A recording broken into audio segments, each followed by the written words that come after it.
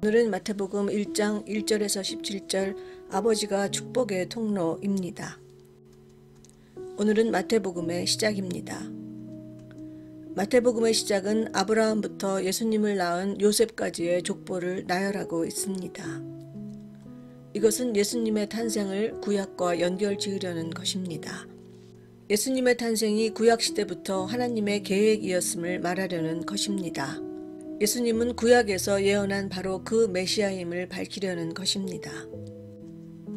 그런데 흥미로운 것은 정식 부인 사이에서 태어난 경우 아브라함은 이삭을 낳고 하는 식으로 아버지의 이름만 언급되지만 정식 부인이 아닌 특별한 관계에서 아이를 낳은 경우 꼭 그 어머니의 이름이 언급된다는 것입니다. 그래서 이 족보에는 시아버지와 관계하여 아이를 낳은 다말, 또 이스라엘 군인 살몬과 관계한 기생 라합, 또 그 유명한 보아스와 관계했던 룻, 또 다윗과 관계하여 솔로몬을 낳은 우리아의 아내가 족보 가운데 특별히 언급됩니다.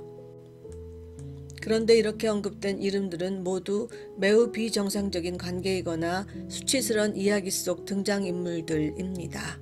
성인으로 추앙하는 예수님의 족보에서 어떻게 이런 수치스러운 인물들을 거론하는지 놀라움을 금할 수 없습니다. 예수님을 성자로 만들기 위해서는 오히려 더 감춰야 할 가족의 흑역사를 말이지요. 먼저 다말은 유다의 며느리로 시아버지와의 관계에서 자식을 낳은 것입니다. 라합은 비천한 기생 신분입니다. 룻도 거의 거지처럼 시어머니 나오미와 떠돌며 밭에서 떨어진 이삭으로 연명하면서 시어머니의 명령으로 밤에 밭의 주인 침상에 가서 눕습니다. 그 다음 이야기는 더 가관입니다. 다윗은 충실한 부하 우리아의 아내를 탐해서 그를 전쟁터에서 죽게 하고 그 아내 밧세바를 취하는 비열한 행동을 했습니다. 그런데 예수님의 족보에서는 그녀의 이름이 언급되는 것이 아니라 우리아의 아내라고만 언급되고 있습니다. 예수님의 탄생에서 밧세바보다는 우리아라는 사람이 갖는 중요성을 보여주는 것 같습니다. 반면에 예수님의 아버지 요셉은 마리아의 남편 요셉이라고 불립니다. 요셉은 마리아의 남편으로 그 의미를 갖습니다.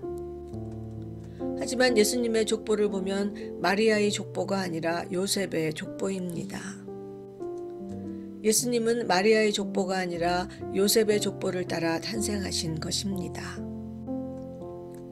오늘 예수님의 족보를 보며 이렇게 성인의 수치스러운 가족사까지 가감없이 솔직히 다 드러내는 종교가 있을까 하는 생각이 듭니다.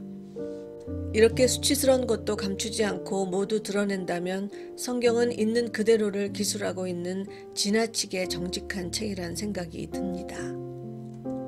그렇다면 예수님의 기적이나 부활도 예수님을 신격화하기 위해 결코 없는 것을 일부러 꾸며낸 것은 아닐 거라는 생각이 듭니다.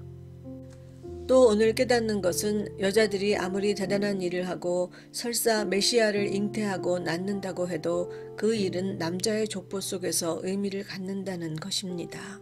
캐톨릭에서 요셉보다는 마리아가 더 성스러운 존재이고 요셉보다 더 숭배의 대상이지만 성경에서 주목하는 것은 마리아의 족보가 아닌 요셉의 족보입니다.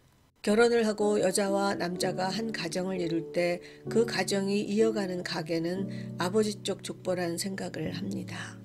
그리고 하나님은 개개인보다는 그가 이어가는 족보를 중요시 하십니다. 어떤 일을 맡기실 때도 예를 들어 제사장의 임무는 레위 지파들에게 맡기는 식으로 각각의 지파들에게 할 일을 명령하셨습니다. 내가 아무리 남편보다 신앙심이 더 깊다고 해도 하나님 보시기에 나는 누구의 아내이며 어느 지파에 속한 아내입니다. 남편은 우리 가정의 제사장이며 제사장은 우리 가정의 축복의 통로입니다. 하나님은 이 제사장을 통해 우리 가정에 소명을 주시고 축복을 쏟아부어 주실 것입니다. 아버지를 그 가정의 제사장으로 바로 세울 때 그 가정이 바로 세워집니다. 내가 더 잘났다고 내 믿음이 더 좋다고 그 축복의 통로를 막고 서서는 안 되겠습니다.